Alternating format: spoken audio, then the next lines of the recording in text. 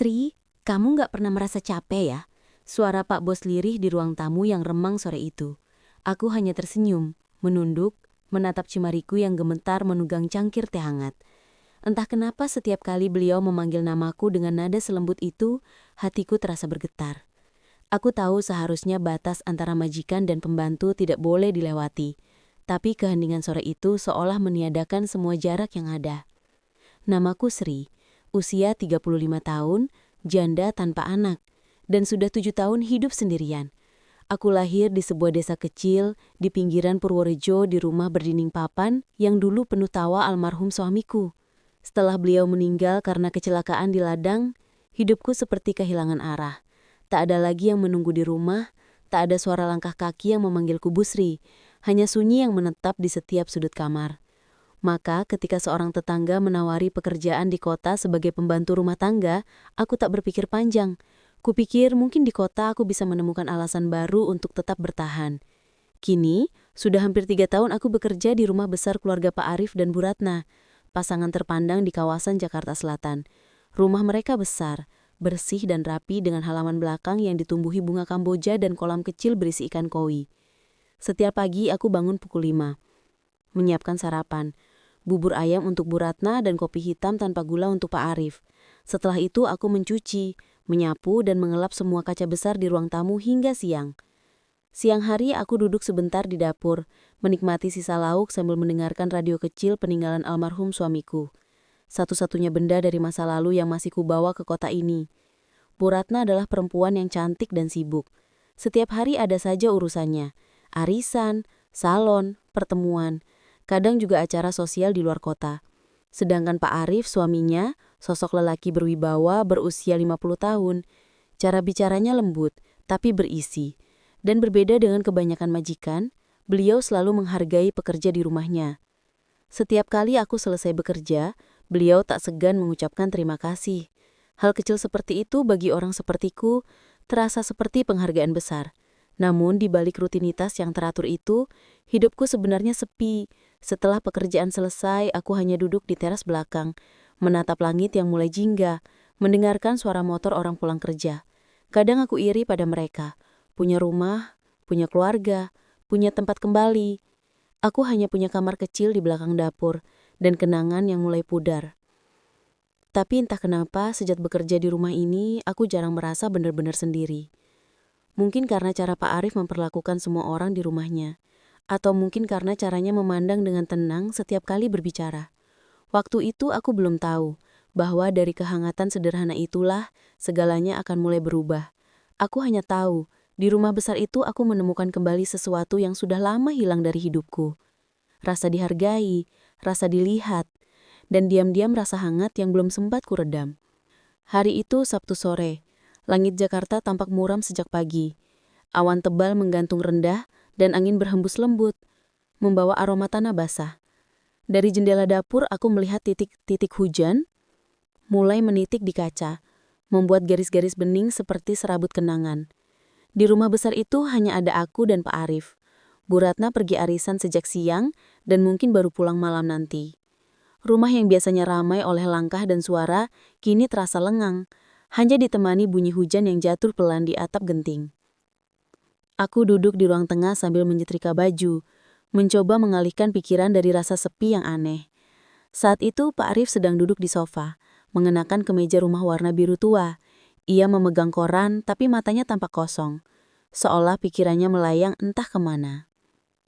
Dalam diam itu, tiba-tiba ia berkata, pelan tapi cukup jelas terdengar di tengah suara hujan. Sri, kamu gak pernah capek ya? Aku tertegun sejenak, menoleh sambil tersenyum kikuk. Namanya juga kerja, Pak. Kalau capek dipikirin terus nanti malah gak selesai. Jawabku pelan, mencoba tetap sopan. Tapi entah mengapa, cara beliau menatap membuat jantungku berdetak sedikit lebih cepat dari biasanya. Tatapan itu tidak seperti tatapan majikan pada pembantunya. Ada kelembutan, ada sesuatu yang sulit kusebutkan. Beliau tertawa kecil, menaruh korannya di meja, lalu menatap keluar jendela. Aku kagum sama kamu. Orang kota seperti aku aja kadang gak kuat menjalani hidup sesabar itu. Aku hanya diam. Kata-katanya seperti menampar perasaan yang sudah lama tertidur. Aku yang selama ini dianggap remeh oleh banyak orang, tiba-tiba merasa dihargai. Kami kemudian mengobrol ringan tentang kampung halaman, tentang udara desa yang katanya segar, tentang sawah yang rindang saat musim tanam. Aku bercerita bagaimana aku dulu biasa menunggu suamiku pulang dari ladang sambil membuatkan teh. Suara hujan menjadi latar dari percakapan kami yang perlahan terasa semakin dekat. Di tengah percakapan itu, aku melihat sisi lain dari beliau. Di balik ketenangan dan wibawanya, ada kesepian yang dalam. Setiap kali beliau bicara tentang rumah yang sunyi, aku bisa merasakan nada hampa di suaranya. Mungkin seperti aku. Beliau juga mencari hangat yang tak ia dapatkan. Hujan semakin deras. Kami sama-sama diam, hanya mendengar bunyi air di luar jendela. Aku ingin berdiri, tapi beliau berkata lirih, "Sri, duduk saja dulu. Hujannya masih lama. Temani aku sebentar." Kata-kata itu sederhana, tapi cara beliau mengucapkannya membuatku tak sanggup menolak. Aku duduk kembali, di kursi yang berjarak hanya beberapa langkah darinya. Waktu seolah berjalan lambat sore itu. Antara aroma teh, suara hujan, dan tatapan yang berani tapi lembut. Dan di sanalah semuanya mulai berubah. Di ruang tamu yang remang, di antara dua hati yang tak seharusnya saling mendekat, muncul rasa yang tidak pernah kami rencanakan. Rasa ingin dimengerti. Sejak sore itu, setiap kali hujan turun, aku selalu mengingat suara lembutnya memanggil namaku, Sri, dengan nada yang membuat dunia di sekitarku tiba-tiba terasa hangat. Sejak sore hujan itu, suasana di rumah besar keluarga Pak Arif tak lagi sama. Ada sesuatu yang berubah, bukan pada benda-benda, tapi pada udara yang mengisi ruang di antara kami. Setiap kali aku melangkah ke ruang tamu membawa nampan teh, aku bisa merasakan seolah ada tatapan yang menunggu. Bukan tatapan majikan kepada pembantunya, tapi tatapan seseorang yang merasa nyaman, dan anehnya aku pun merasakan hal yang sama. Kami jarang berbicara banyak. Namun setiap kali beliau memanggilku, nada suaranya terdengar berbeda. Ada kelembutan yang menenangkan, tapi juga menimbulkan getar halus di dada. Kadang beliau sengaja duduk di dapur sambil menunggu air mendidih, hanya untuk ngobrol sebentar tentang hal-hal sederhana, cuaca yang tak menentu, harga sayur di pasar, atau kabar kampungku yang jauh di Jawa Tengah. Obrolan itu ringan, tapi di setiap jedanya selalu ada keheningan yang aneh. Seolah kata-kata tak cukup untuk menggambarkan apa yang sedang kami rasakan. Aku mulai mengenali kebiasaan kecilnya, caranya menghela nafas ketika penat, bagaimana ia menyandarkan punggung pada kursi sambil memejamkan mata, atau senyumnya yang muncul pelan, setiap kali aku menyuguhkan teh hangat tanpa diminta. Dalam diam, aku belajar bahasa tubuhnya, bahasa yang tidak diucapkan, tapi bisa kurasakan. Kadang kami hanya saling menatap sebentar, lalu pura-pura sibuk dengan hal lain. Tapi di balik semua kepura-puraan itu, aku tahu kami sedang saling mengerti. Aku pun mulai takut dengan perasaan yang tumbuh itu. Setiap kali Bu Ratna berangkat arisan, hatiku berdebar. Bukan karena pekerjaan bertambah, tapi karena aku tahu sore itu kami akan berdua di rumah. Kadang aku menegur diri sendiri, menunduk lama di dapur sambil berdoa agar hati ini tak kelewat jauh. Tapi setiap kali beliau lewat dan tersenyum sekilas, semua tekad itu luluh begitu saja. Suatu kali ketika aku sedang menyapu halaman, Pak Arif berdiri di ambang pintu, memperhatikan dalam diam. "Sri, kamu selalu rapi ya, bahkan debu pun kayaknya takut sama kamu." Aku tertawa kecil, pura-pura menunduk, tapi di dalam hati kalimat sederhana itu seperti embun yang menetes ke tanah kering. Aku yang selama ini hanya dianggap pembantu, tiba-tiba merasa berarti. Aku bukan lagi bayangan yang lalu lalang tanpa nama. Aku dilihat, diperhatikan, diingat. Hari demi hari kedekatan itu tumbuh tanpa kata. Seperti hujan yang turun perlahan, tapi pasti. Membasahi bumi. Perasaan itu menyusup ke celah-celah hatiku. Aku tahu batas di antara kami. Aku tahu dunia tak akan mengizinkan apapun lebih dari sekedar kebersamaan singkat di sore-sore sepi. Tapi justru karena itu, setiap detik bersamanya terasa berharga. Karena kami sama-sama tahu, kami hidup dalam bahasa yang tidak diucapkan. Bahasa yang hanya bisa dimengerti oleh dua hati yang sama-sama sepi. Hari-hari setelah itu terasa seperti berjalan di antara dua dunia. Dunia pekerjaan yang penuh rutinitas, dan dunia sunyi di mana hanya ada aku dan Pak Arif yang saling memahami tanpa kata. Aku masih menjalankan tugasku seperti biasa, menyapu, mencuci, memasak, tapi kini setiap gerakanku membawa perasaan yang berbeda. Rumah besar itu tak lagi sekedar tempat bekerja, melainkan tempat di mana aku merasa ada. Sore itu cuaca teduh, matahari sebentar lagi tenggelam di balik tembok tinggi perumahan, meninggalkan cahaya keemasan yang menyelinap masuk lewat jendela dapur. Pak Arif duduk di taman belakang mengenakan kemeja putih dan celana santai. Ia tampak tenang, tapi dari jauh aku bisa melihat sesuatu di wajahnya. Semacam kelelahan yang bukan dari raga, melainkan dari hati. Aku ragu-ragu sebelum menghampiri. Di tanganku ada nampan berisi segelas teh hangat dan beberapa potong kue pisang yang baru kukukus. "Pak, kalau capek kerja minum dulu," kataku pelan. Beliau menoleh, menatapku dengan senyum lembut. "Terima kasih, Sri. Kamu selalu tahu apa yang aku butuhkan." Aku menunduk, meletakkan nampan di meja taman. Saat jemariku menyentuh gagang cangkir, tangannya ikut menyentuh. Ujung jariku hanya sekejap, tapi cukup untuk membuat darahku berdesir. Kami sama-sama menarik tangan dengan cepat. Namun tidak ada kata maaf di antara kami. Hanya diam, diselimuti oleh suara burung yang kembali ke sarang dan desau angin sore yang lembut. Aku duduk di bangku sebelahnya. Dengan jarak sopan, ia memandangi langit yang mulai jingga. "Kadang aku iri sama kamu, Sri," katanya. Tiba-tiba aku mengerutkan dahi. "Iri sama saya, Pak? Apa yang bisa diirikan dari pembantu seperti saya?" Beliau tersenyum, menatap jauh ke depan. "Kamu kelihatan tenang, gak banyak bicara, tapi hatimu damai. Sementara aku punya segalanya, tapi rasanya kosong." Kata-kata itu membuat dadaku sesak. Aku tahu beliau sedang berbicara tentang pernikahannya, tentang kesepian yang dayam-dayam tumbuh di antara dua orang yang tidur di ranjang yang sama, tapi tak lagi berbicara dengan hati. Aku ingin mengatakan sesuatu, tapi lidahku keluh. Kami hanya duduk dalam diam, mendengarkan waktu lewat begitu saja. Sore semakin meredup. Cahaya jingga perlahan berubah menjadi abu-abu. Di saat seperti itu, aku menyadari sesuatu. Keheningan di antara kami bukan lagi tanda canggung, tapi ruang aman, tempat di mana kami bisa bernafas tanpa takut dihakimi. Dalam diam itu, ada kenyamanan dalam pandangan yang tak bertemu lama, ada kehangatan. Aku tahu hubungan ini tak punya nama, tak punya arah, tapi ada rasa yang tak bisa diingkari. Rasa saling menemukan diri di tengah kesepian yang sama. Dan sejak hari itu, setiap kali aku menyeduh teh sore, aku tahu ada seseorang yang menunggu. Bukan hanya rasanya, tapi kehadiranku. Hari itu pagi terasa berbeda. Udara di rumah besar itu lebih sunyi dari biasanya. Dan aroma obat samar-samar tercium dari kamar utama, dari Mbak Yani, sopir keluarga. Aku tahu bahwa Pak Arif sedang kurang enak badan sejak malam sebelumnya. Bu Ratna sedang berada di luar kota untuk acara komunitas sosial. Jadi rumah benar-benar sepi. Hanya aku, hujan ringan di luar jendela dan suara nafas pelan dari kamar tempat beliau beristirahat. Aku menyiapkan bubur ayam hangat, menaruhnya di mangkuk putih favorit beliau, dan menyeduh teh tanpa gula seperti biasanya. Tanganku sedikit gemetar saat membawa nampan itu ke kamarnya. Pintu kamar terbuka sedikit, dan aku melihatnya terbaring di ranjang. Mengenakan kaos abu-abu dan selimut menutupi hingga dada.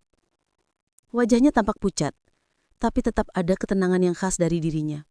"Pak, saya bawakan bubur dulu ya," kataku pelan, mencoba tidak mengganggu. Beliau menoleh, tersenyum lemah. "Ah, kamu repot-repot, Sri. Aku cuma flu sedikit kok." Aku mendekat, menaruh nampan di meja kecil di sebelah ranjang. "Flu juga harus dijaga, Pak. Kalau dibiarkan nanti malah berat. Makan sedikit, iya." Beliau mengangguk. Aku mengambil sendok, meniup bubur pelan agar tidak terlalu panas. Saat aku menyodorkannya, matanya menatapku lama. Bukan tatapan pria pada perempuan, tapi tatapan seseorang yang merasa diperhatikan dengan tulus. Saat sendok pertama itu berpindah ke mulutnya, entah kenapa dadaku ikut hangat. Setelah makan, beliau bersandar. "Tri, kamu baik sekali," katanya lirih. Aku menunduk, pura-pura sibuk merapikan selimut. Saya cuma melakukan kewajiban, Pak. Beliau tersenyum tipis. Kalau semua orang melakukan kewajibannya dengan hati seperti kamu, dunia ini pasti jauh lebih tenang. Kalimat itu menancap di benakku.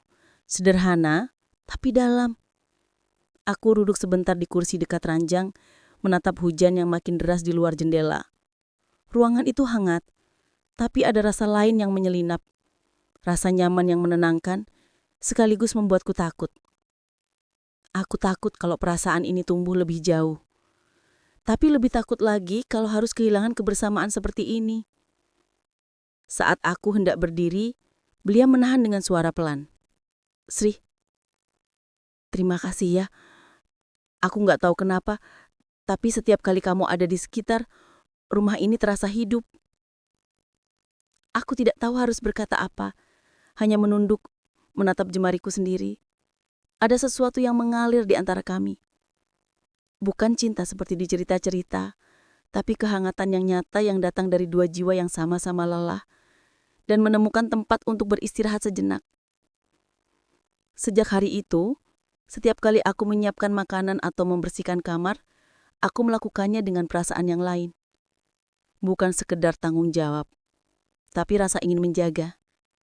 Dan dalam diam, aku sadar, kadang perhatian kecil bisa mengikat dua hati lebih kuat daripada janji besar. Hari-hari setelah Pak Arif sembuh, berjalan seperti biasa. Tapi ada sesuatu yang tak lagi sama. Setiap langkahku di dalam rumah besar itu terasa lebih hati-hati. Seolah-olah aku sedang berjalan di atas perasaan sendiri. Aku tak berani menatap beliau terlalu lama. Tak berani menunggu di ruangan yang sama. Bahkan suara langkahnya saja sekarang kini bisa membuat dadaku bergetar. Aku tahu apa yang kurasakan bukan lagi sekedar rasa hormat pada majikan. Ada sesuatu yang lebih dalam, lebih hangat, dan lebih berbahaya. Suatu sore, aku sedang menyemur cucian di halaman belakang.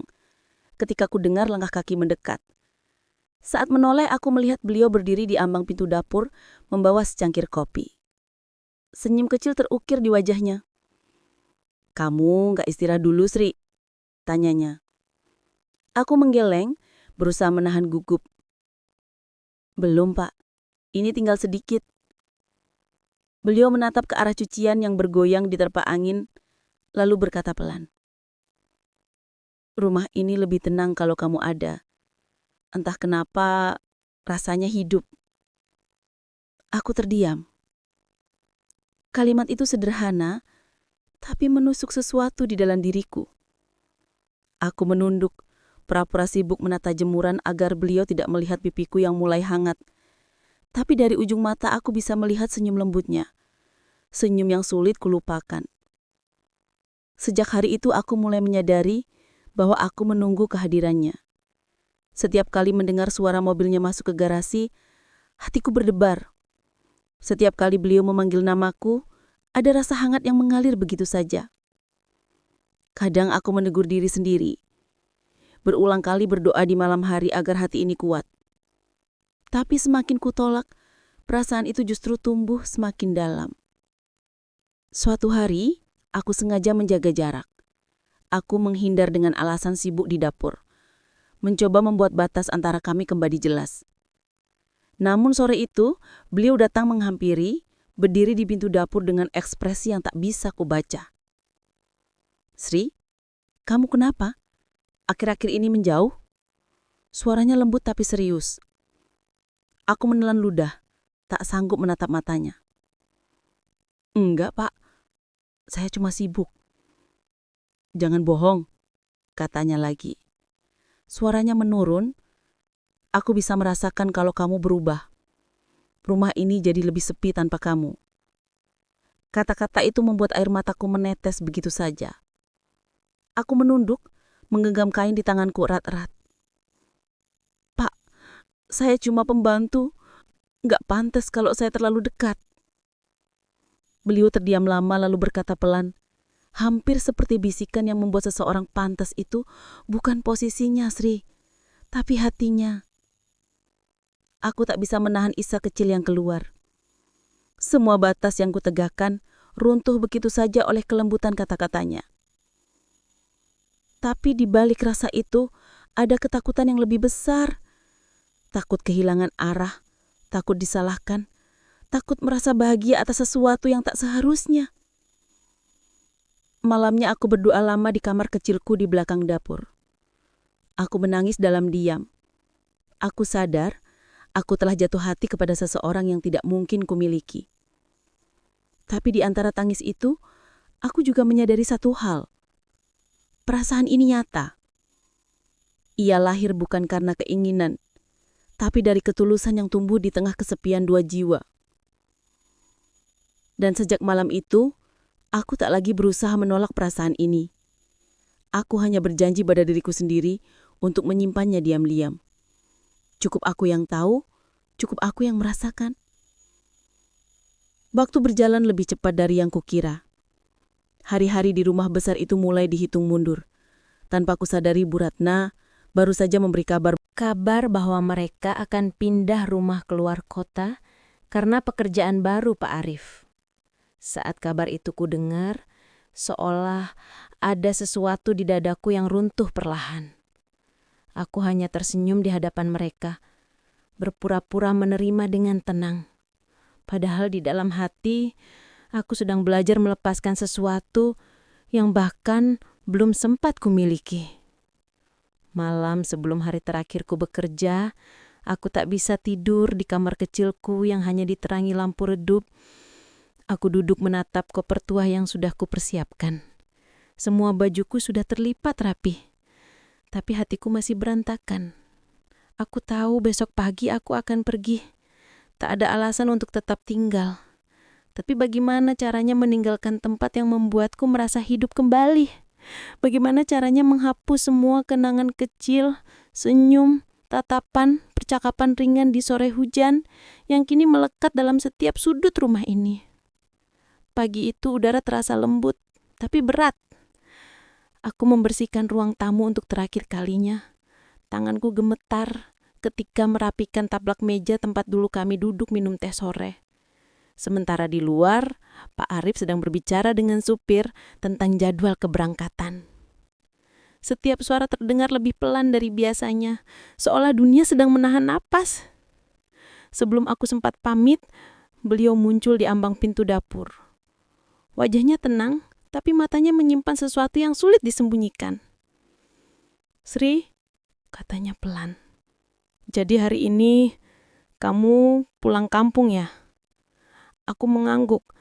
"Iya Pak, terima kasih sudah izinkan saya bekerja di sini selama ini. Banyak hal yang saya pelajari."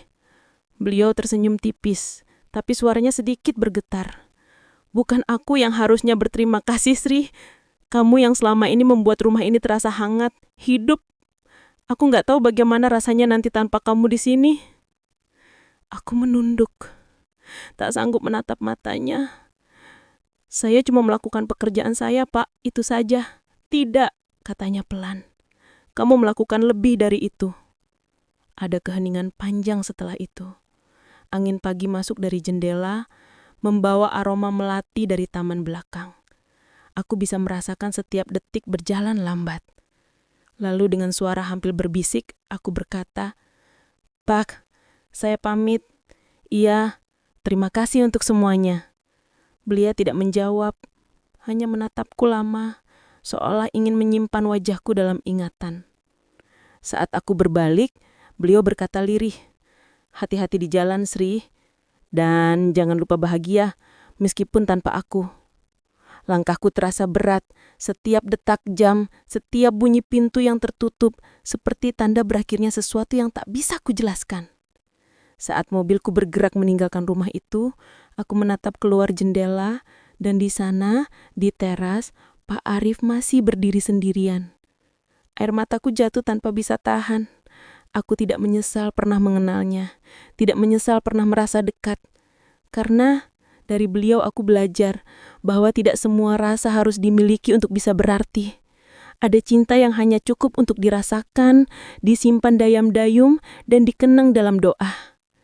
Kini, setiap kali hujan turun di desaku, aku selalu teringat suara di rumah besar itu, tentang secangkir teh hangat, suara hujan di jendela, dan seorang pria berusia 50 tahun yang pernah membuat seorang janda desa seperti aku merasa berharga.